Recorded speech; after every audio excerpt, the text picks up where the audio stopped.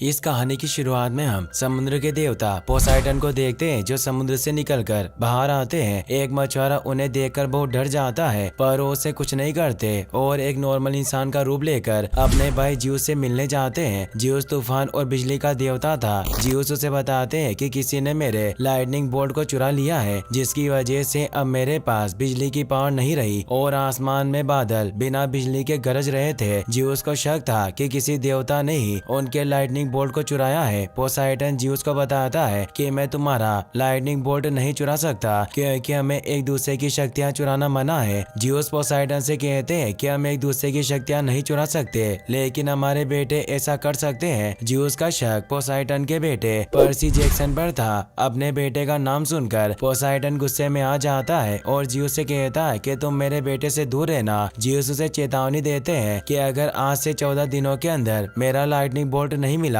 तो दुनिया एक बहुत बड़ा युद्ध देखेगी और फिर इसके बाद वो वहाँ से चला जाता है। अगले सीन में हम एक स्विमिंग पूल के अंदर पर्सी जैक्सन को देखते हैं जो पोसाइडन का बेटा और एक डेमी गॉड है। डेमी गॉड उन बच्चों को कहा जाता था जो इंसान और गॉड की संतान होती थी। पर्सी को अपने पावर के बारे में कुछ पता नहीं था पर डेमी गॉड होने की वजह से वो पूरे 7 मिनट पानी में सांसें रोक कर रख सकता था जिसे देखकर पर्सी का फ्रेंड हैरान था। पर्सी अपने फ्रेंड के साथ क्लास में आ जाता है जहाँ पर जब पर्सी की क्लास टीचर उसे एक क्वेश्चन का आंसर पूछती है तो बोर्ड पर लिखे गए क्वेश्चन के वर्ड्स पर्सी को आपस में बदलते हुए दिखाई देते हैं जिसकी वजह से वो क्लास टीचर को उनके क्वेश्चन का आंसर नहीं दे पाता। पर्सी जब घर वापस आता है तो वो अपनी प्रॉब्लम के बारे में अपनी मॉम को बताता है क्योंकि उसे लग रहा था कि क्लास में बोर्ड पर वर्ड्स का एक जगह से दूसरे जगह पर जाते हुए दिखाई देना किसी बीमारी की वजह से हो रहा है। पर्सी की मॉम उसे विश्वास दिलाती है कि जल्दी सब कुछ ठीक हो जाएगा। पर्सी की मॉम पर्सी के साथ उसके स्टेप डैड के घर में रहती थी लेकिन पर्सी अपने स्टेप डैड को बिल्कुल भी पसंद नहीं करता था क्योंकि पर्सी के स्टेप डैड एक शराबी थे जो अक्सर पर्सी और उसकी मॉम के साथ बुरा बर्ताव करते थे। अगले दिन पर्सी जब अपने फ्रेंड फ्यूरी के साथ म्यूजियम लाइब्रेरी में जाता है तो वहाँ पर प्रोफेसर ब्रूनो पर्सी, फ्यूरी और बाकी बच्चों को ओलंपिक गॉड्स के बारे में बताते हैं कि मुख्य 3 गॉड है पोसाइडन, ज्यूस और थेडियस। वो तीनों समुद्र, तूफान और नर्क के देवता होने के साथ साथ आपस में भाई भी है और उन तीनों ने अपनी शक्तियां अपने पिता को मारकर हासिल की है। प्रोफेसर ब्रूनो जब पर्सी से पूछते हैं कि इंसानों और देवताओं के मिलन से पैदा होने वाले बच्चों को क्या कहते हैं तो पर्सी उन्हें बताता है कि देवताओं और इंसानों के मिलन से पैदा होने वाले बच्चों को डेमीगॉड कहते हैं। इसके बाद प्रोफेसर ब्रूनो पर्सी से किसी एक डेमीगॉड का नाम पूछते हैं और जब पर्सी अपने सामने प्राचीन भाषा में लिखे गए एक डेमीगॉड के नाम को देखता है तो प्राचीन भाषा देखते ही देखते इंग्लिश लैंग्वेज में बदल जाती है और पर्सी उसे पढ़कर बड़ी आसानी से प्रोफेसर ब्रूनो को डेमीगॉड पर्सियस का नाम बता देता है। दरअसल पर्सी को जो शब्द बदले हुए दिखाई देते थे वो कोई बीमारी नहीं बल्कि पर्सी की मैजिकल पावर थी। अब अचानक से पर्सी के पास उसकी क्लास टीचर आती है जो पर्सी को बुलाकर लाइब्रेरी के अंदर ले जाती है। क्लास टीचर देखते ही देखते एक उड़ने वाले भयानक डीमन में बदल जाती है। पर्सी से डर जाता है। वो डीमन उस पर हमला करते हुए ज्यूस के लाइटनिंग बोल्ट के बारे में पूछने लगता है। पर्सी को कुछ समझ नहीं आता। वो उसे पकड़ लेती है और उससे लाइटनिंग बोल्ट के बारे में पूछने लगती है इससे पहले कि वो डीमन पर्सी को कोई नुकसान पहुंचाती। वहाँ पर फ्यूरी प्रोफेसर ब्रूनो के साथ आ जाता है। डीमन को देखकर प्रोफेसर ब्रूनो से कहते हैं कि जल्द से जल्द यहाँ से चली जाओ वरना मैं तुम्हें जलाकर मार दूंगा। प्रोफेसर ब्रूनो की वजह से वो डीमन वहाँ से भाग जाती है। पर्सी ये देखकर हैरान था कि आखिर प्रोफेसर ब्रूनो और फ्यूरी उस डीमन को पहले से कैसे जानते हैं और आखिर प्रोफेसर ब्रूनो ने उस डीमन को मारने की धमकी क्यों दी। पर्सी के मन में इस समय बहुत सारे सवाल थे लेकिन प्रोफेसर ब्रूनो उसके किसी भी सवाल का जवाब नहीं देते और पर्सी को एक पेन देकर उसे फ्यूरी के साथ वहाँ से जाने के लिए कहते हैं। पर्सी की जान को खतरा था। अब पर्सी फ्यूरी के साथ उस पेन को लेकर अपने घर की तरफ निकल जाता है। रास्ते में फ्यूरी पर्सी को विश्वास दिलाता है कि वो पर्सी की सुरक्षा करेगा लेकिन पर्सी को कुछ भी समझ नहीं आ रहा था कि आखिर फ्यूरी उसकी रक्षा कैसे कर सकता है क्योंकि वो खुद पैरों से डिसेबल था। घर पहुंचने पर जब पर्सी के स्टेप डैड उसके साथ मिसबिहेव करते हैं तो फ्यूरी उन पर हमला करके उन्हें नीचे गिरा देता है और फिर वो पर्सी और उसकी मॉम के साथ कार में बैठकर कैंप की तरफ निकल जाता है। हाफ ब्लड नाम का कैंप पर्सी जैसे डेमीगॉड का घर था जहाँ पर वो इंसानों से दूर सुरक्षित रहते थे और अपनी ट्रेनिंग को पूरा करते थे। रास्ते में पर्सी की मॉम उसे सारी बातें बता देती है कि वो उसके डैड से तब मिली थी जब वो समुद्र के किनारे पर काम करती थी, लेकिन पर्सी के पैदा होने के बाद किसी वजह से उसके डैड को उसे छोड़कर जाना पड़ा। अब अचानक से उनकी कार के सामने एक गाय आकर गिरती है, जिससे उनकी कार का एक्सीडेंट हो जाता है और कार पलट जाती है। फ्यूरी अपने मजबूत पैरों से कार का शीशा तोड़कर खुद को और पर्सी के साथ उसकी मोम को कार से बाहर निकालता है। पर्सी ये देखकर पूरी तरह से हैरान था कि उसका फ्रेंड फ्यूरी पैरों से डिसेबल नहीं है, बल्कि उसके कमर के नीचे का हिस्सा और उसके पैर एक गोट के थे, यानी कि फ्यूरी भी पर्सी की तरह एक डेमी गोड है और उसे पर्सी के बारे में पहले से ही पता था। अब एक जायंट बफेलो मॉन्स्टर तेजी से उनकी तरफ बढ़ रहा होता है, इसीलिए फ्यूरी पर्सी और उसकी मॉम के साथ तेजी से जंगल की तरफ भागने लगता है, क्योंकि जंगल के अंदर ही हाफ ब्लड कैंप था और अगर वो तीनों हाफ ब्लड कैंप के अंदर पहुंच जाते तो बफेलो मॉन्स्टर उन्हें कोई भी नुकसान नहीं पहुंचा सकता था। वो तीनों किसी तरह हाफ ब्लड कैंप तक पहुंच जाते हैं, लेकिन पर्सी की मॉम कैंप के अंदर नहीं जा सकती थी, क्योंकि वो एक डेमी गॉड नहीं थी और अब वहाँ पर बफेलो मॉन्स्टर भी आ गया था। पर्सी की मॉम उसे अंदर जाने के लिए कहती है, लेकिन पर्सी अपनी मॉम को छोड़कर जाने के लिए तैयार नहीं था। तभी वो जायंट मॉन्स्टर पर्सी की मॉम को मार देता है। पर्सी ये देखकर बहुत दुखी होता है और प्रोफेसर ब्रूनो के द्वारा दिए गए पेन को एक्टिवेट कर देता है, जिससे वो पेन देखते ही देखते एक तलवार में बदल जाती है और पर्सी उस तलवार को लेकर जायंट मॉन्स्टर से फाइट करने लगता है। पर्सी उस जायंट मॉन्स्टर के सामने टिक नहीं पा रहा था। वो जायंट मॉन्स्टर काफी ज्यादा पावरफुल था, लेकिन फिर भी पर्सी किसी तरह बहुत मुश्किल से उस जायंट मॉन्स्टर को मार गिराता है और खुद भी बेहोश हो जाता है। अब पर्सी जब होश में आता है तो खुद को कैंप के हॉस्पिटल में पाता है, जहाँ पिछले कई दिनों से बेहोश था। होश में आने के बाद पर्सी को लगता है कि अब तक उसने जो कुछ भी देखा वो सब एक सपना था, लेकिन फ्यूरी के पैरों को देखकर पर्सी समझ जाता है कि वो सब सच था और वो इस समय हाफ ब्लड कैंप के अंदर है। फ्यूरी पर्सी को हाफ ब्लड कैंप के बारे में सब कुछ बताता है, जहाँ पर बहुत सारे डेमी गॉड्स अपनी ट्रेनिंग ले रहे थे। कैंप में पर्सी युद्ध और ज्ञान की देवी एथेना की बेटी एनाबेथ को भी देखता है, जो एक बहादुर योद्धा थी। इसके बाद पर्सी फ्यूरी के साथ समुद्र के किनारे पर आ जाता है, जहाँ पर वो प्रोफेसर ब्रूनो को देखता है, जिनका आधा शरीर एक घोड़े का था और वो एक डेमी गॉड होने के साथ ही कैंप में रहने वाले सारे डेमी गॉड्स के मास्टर भी थे। और यही वजह थी कि वो पर्सी और उस लाइब्रेरी वाली डीमन के बारे में पहले से ही जानते थे। ब्रूनो पर्सी को अपने साथ समुद्र के किनारे पर बने एक घर में ले आते हैं और उसे बताते हैं कि यह तुम्हारा घर है, जिसे तुम्हारे पिता पोसाइडन ने तुम्हारे लिए बनाया था। ब्रूनो पर्सी को ये भी बताते हैं कि उसे उसके पिता के दोनों भाई जियोस और हेडिस से खतरा है, इसीलिए उसकी मोम इतने दिनों से उसके शराबी स्टेप डेड के साथ रहती थी, ताकि उसकी पावर के बारे में किसी को पता न चल सके और वो सुरक्षित रहे। पर्सी अपने पिता पोसाइडन के बारे में जानने के बाद उनसे नफरत करता था, क्योंकि वो बचपन में पर्सी और उसकी मोम को अकेला छोड़कर चले गए थे। ब्रूनो पर्सी को बताते हैं कि जियोस का लाइटनिंग बोल्ट चोरी हो गया है और उन्हें लगता है कि उनका लाइटनिंग बोल्ट तुमने ही चुराया है, और अगर अगले 14 दिनों के अंदर जियोस को उसका लाइटनिंग बोल्ट नहीं मिला तो एक युद्ध होगा जिसमें पूरी दुनिया तबाह हो जाएगी। पर्सी ब्रूनो से पूछता है कि हमें अब करना क्या चाहिए। ब्रूनो बताते हैं कि मेरे प्लान के मुताबिक हमें ओलंपस में जाकर जियोस को विश्वास दिलाना चाहिए कि तुमने उनका लाइटनिंग बोल्ट नहीं चुराया है, जिसके बाद सब कुछ ठीक हो जाएगा। लेकिन इससे पहले तुम्हें अपनी ट्रेनिंग पूरी करनी होगी, क्योंकि अभी कैंप के बाहर जाना तुम्हारे लिए खतरनाक साबित हो सकता है। पर्सी इसके लिए राजी हो जाता है। अगले दिन ब्रूनो सभी के सामने पर्सी को बुलाकर उन्हें पर्सी के बारे में बताते हैं और इसके बाद एक प्रतियोगिता का आयोजन करते हैं, जिसमें सभी लोग दो लाल और नीले गुटों में बंटकर एक दूसरे पर हमला करेंगे और जो टीम दूसरे टीम के फ्लैग को सबसे पहले हासिल कर लेगी वो टीम जीत जाएगी। नीले टीम का लीडर पर्सी के पास आता है और खुशी खुशी उसे अपनी टीम में शामिल कर लेता है। प्रतियोगिता शुरू होने के बाद दोनों टीम एक दूसरे पर हमला करते हुए एक दूसरे के फ्लैग को हासिल करने की कोशिश करने लगती है। पर्सी अपनी टीम के लीडर के साथ लगातार आगे बढ़ रहा था और विरोधी टीम के योद्धाओं से लड़ रहा था। पर्सी को टीम का लीडर आगे बढ़ने को कहता है और खुद विरोधी टीम मेंबर से फाइट करके उन्हें रोकने लग जाता है। पर्सी किसी तरह आगे बढ़ते हुए एक नदी के किनारे पहुंच जाता है, जहां पर जब वो नदी से पानी पी रहा होता है तो नदी के उस पार उसे विरोधी टीम का फ्लैग दिखाई देता है। फ्लैग देखकर पर्सी बहुत खुश होता है और जल्दी से नदी को पार करके फ्लैग के पास पहुंच जाता है। लेकिन इससे पहले कि वो फ्लैग को हासिल करता, उसके सामने एनाबेथ आ जाती है, जो अपनी टीम के फ्लैग की सुरक्षा के लिए वहां छिपी हुई थी। अब पर्सी और एनाबेथ के बीच में फाइट होना शुरू हो जाती है। अब तक फ्यूरी, ब्रूनो और बाकी के टीम मेंबर्स भी वहां पर आ गए थे, जो पर्सी और एनाबेथ को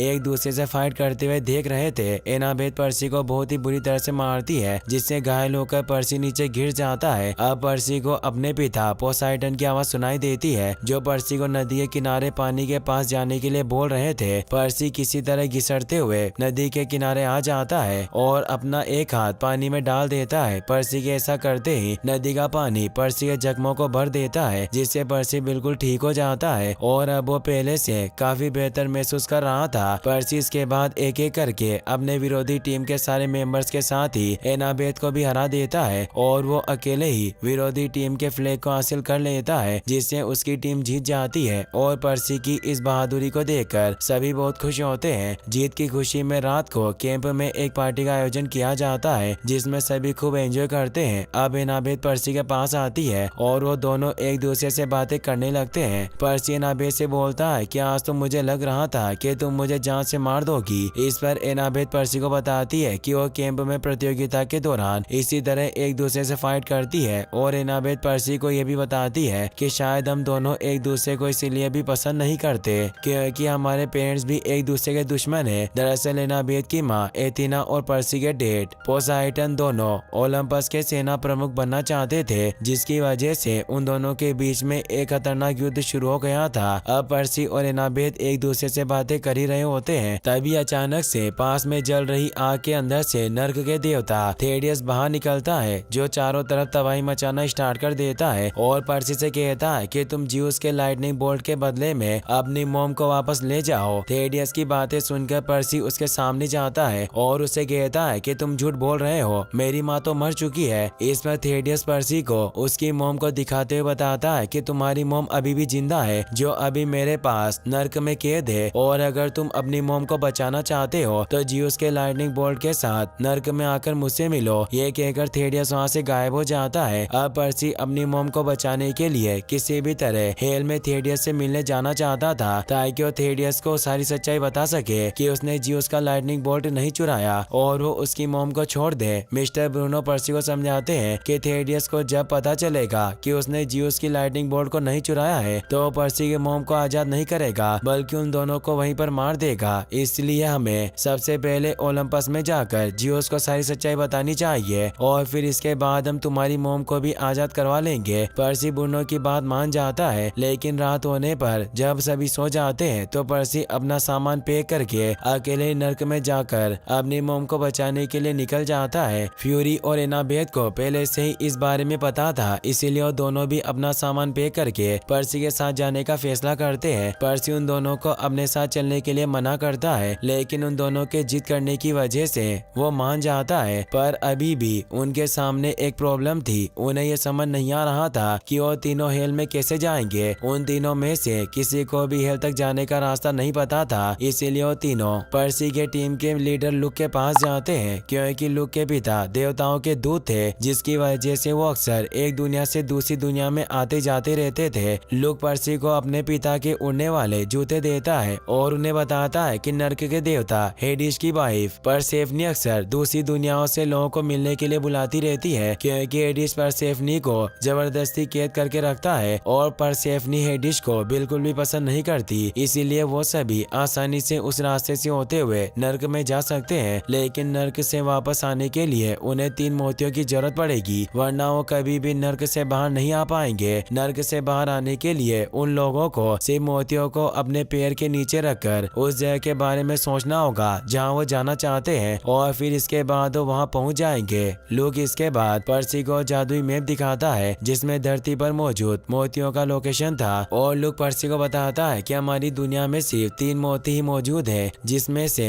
पहला मोती एंटी एम्स गार्डन के पुतला घर में मौजूद था। लुक पर्सी को अपना ढाल देता है ताकि पर्सी मुसीबत में पड़ने पर ढाल से खुद की रक्षा कर सके। अब पर्सी पहले मोती के तलाश में अपने दोस्तों के साथ वहाँ से निकल जाता है और एक लंबा सफर तय करने के बाद वो एंटी एम्स गार्डन के पुतला घर में पहुँच जाते हैं और एक दूसरे से अलग होकर चारों तरफ मोती ढूंढने लगते हैं। मोती ढूंढने के दौरान एनाबेथ के पास एक लेडी भागते हुए आती है, जो काफी घबराई हुई थी, और एनाबेथ को बताती है कि वो आ रही है जो हमें जिंदा नहीं छोड़ेगी। एनाबेथ उस लेडी को देखकर पूरी तरह से हैरान थी। इसके बाद हम फ्यूरी को देखते हैं, जिसे मोती ढूंढने के दौरान अपने अंकल का स्टेचू मिलता है, जिसे देखकर वो हैरान था फ्यूरी नोटिस करता है कि जो निशान उसके अंकल के सिर पर था ठीक वैसा ही निशान उस स्टेचू के सिर पर भी था। और फ्यूरी को अच्छे से याद था कि उसके अंकल को मेडुसा ने पत्थर की मूर्ति बनाकर मारा है और वो समझ जाता है कि वो कोई स्टेचू नहीं बल्कि उसके अंकल ही है। और अब वो लोग मेडुसा के जाल में फंस चुके थे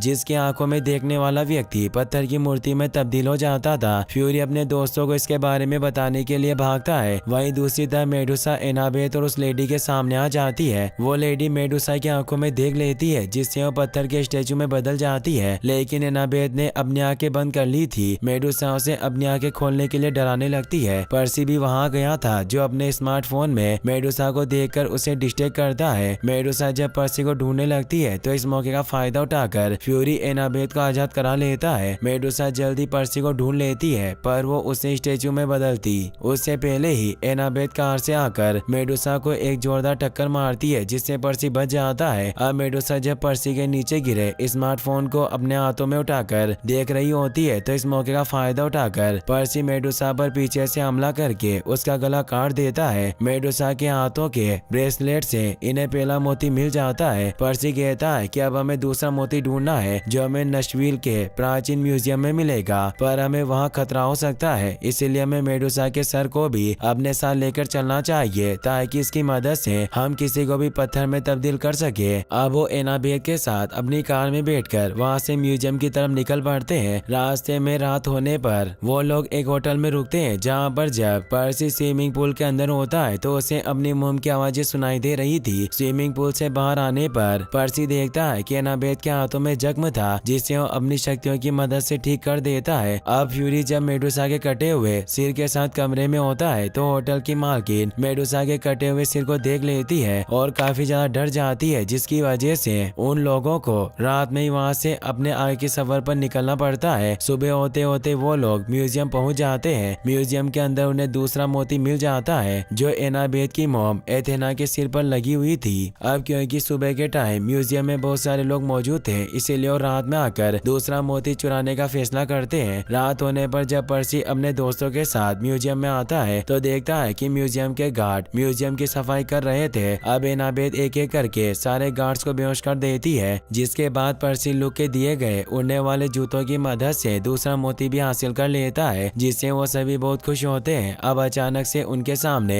म्यूजियम के गार्ड आ जाते हैं जो देखते ही देखते 3 सिरों वाले ड्रैगन में बदल जाते हैं और उनके ऊपर हमला करना शुरू कर देते हैं। पर्सी और उसके साथी किसी तरह ड्रैगन के हमले से बचते हैं और इस दौरान पर्सी अपने वाटर पावर की मदद से ड्रैगन को रोकने की कोशिश भी करता है लेकिन इसका कोई भी फायदा नहीं होता क्योंकि वो ड्रैगन को ज्यादा देर तक नहीं रोक सकता था। अब इससे पहले कि ड्रैगन उन्हें मारता फ्यूरी मेडुसा के कटे हुए सिर की मदद से ड्रैगन को पत्थर की मूर्ति में बदल देता है जिससे उनकी जान बच जाती है। अब पर्सी जब अपने दोस्तों के साथ एक बार में होता है तो न्यूज में देखते हैं कि दुनिया में चारों तरफ एक भयंकर तूफान मंडरा रहा है और आसमान में काले बादल छाना शुरू हो गए थे। पर्सी और उसके फ्रेंड समझ जाते हैं कि ज्यूस और पोसाइडन अब युद्ध की तैयारी कर रहे हैं जिसकी वजह से पृथ्वी का मौसम तेजी से बदल रहा है। अब उनके पास ज्यादा समय नहीं था और जब वो मैप में तीसरे मोती का लोकेशन देखते हैं तो उन्हें पता चलता है कि तीसरा मोती वेगस सिटी में है। जिसके बाद वो तीनों वेगस सिटी की तरफ निकल पड़ते हैं। वेगस सिटी में पर्सी अपने साथियों के साथ एक लोटस क्लब में जाता है जिसके अंदर वो तीसरी मोती थी। क्लब के अंदर जाने पर उन्हें वेटर क्लब का लोटस फूड खाने के लिए देती है जिसे खाने के बाद वो तीनों अपने मकसद को भूल जाते हैं और क्लब में खूब मस्ती करते हैं। पर्सी के डेड पोसाइडन उसे बताते हैं कि होश में आए क्योंकि वो पिछले कई दिनों से क्लब में फंसे हुए थे। पर्सी को जब पता चलता है कि वो क्लब एक ट्रैप है जिसमें लोग सालों से फंसे हुए हैं तो वो किसी तरह अपने साथियों को भी होश में लाता है और कसिनो से तीसरा मोती हासिल करके अपने दोस्तों के साथ वहाँ से भागने लगता है। क्लब के गार्ड पर्सी और उसके दोस्तों को पकड़ने की कोशिश करते हैं लेकिन वो तीनों क्लब की सुपर कार में बैठकर वहाँ से निकल जाते हैं और क्लब से बाहर आने के बाद उन्हें पता चलता है कि वो पिछले 5 दिनों से क्लब के अंदर थे। इसके बाद वो मैप से हेल में जाने के दरवाजे का लोकेशन देखते हैं जो हॉलीवुड में था। जिसके बाद वो तीनों हॉलीवुड की तरफ निकल पड़ते हैं। हॉलीवुड पहुंचकर वो देखते हैं कि एक दीवार गिरकर अंदर जाने का दरवाजा बन गया है। जिसके बाद वो तीनों भी अंदर चले जाते हैं और दरवाजा वापस से बंद हो जाता है और अंदर जाने पर उन्हें एक नाविक मिलता है जो यात्रियों को हेल तक ले जाता था। पर्सी जब उस नाविक को कुछ सोने के सिक्के देता है तो उन तीनों को अपने साथ बाद हेल में ले जाने के लिए राजी हो जाता है, क्योंकि हेल में सिर्फ वही लोग आ सकते थे जो वास्तविक दुनिया में मर गए हो। वो नाविक पर्सी और उसके दोस्तों को हेल में हेडिस के महल के दरवाजे तक पहुंचा देता है। महल के अंदर एंटर करने पर उन तीनों के ऊपर हेल हाउस हमला करने के लिए आगे बढ़ने लगते हैं, लेकिन तभी वहाँ पर हेडिस की वाइफ आ जाती है जो हेल हाउस को रोक लेती है और उन तीनों को हेडिस के पास ले जाती है। हेडिस पर्सी को हेल में देखकर बहुत खुश होता है और उसकी बहादुरी की तारीफ करता है। पर्सी जब हेडिस को बताता है कि उसने जिउस का लाइटनिंग बोल्ट नहीं चुराया है तो हेडिस को पर्सी की बातों पर विश्वास नहीं होता और वो पर्सी की मोम को उसके सामने लाकर खड़ा कर देता है ताकि पर्सी जिउस के लाइटनिंग बोल्ट के बदले अपनी मोम को साथ ले जाए। पर्सी अपनी मोम से मिलकर बहुत खुश होता है और अब कहीं न कहीं हेडिस को भी पर्सी की बातों पर विश्वास होने लगता है कि पर्सी ने जिउस का